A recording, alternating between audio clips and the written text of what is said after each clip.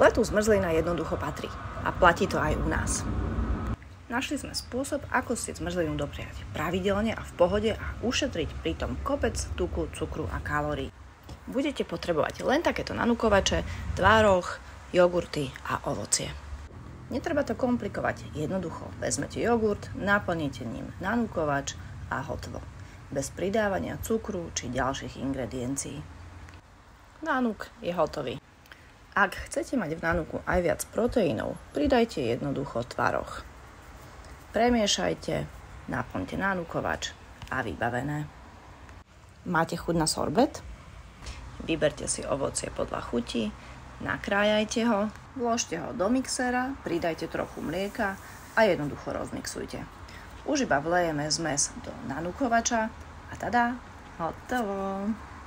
Pripravené nanuky vložíme do mrazničky, počkáme pár hodín a môžeme podávať. Tieto naše boli čokoládové s mandľovými lupienkami a vanilkové. Užite si pekné leto aj s domácimi nanukmi.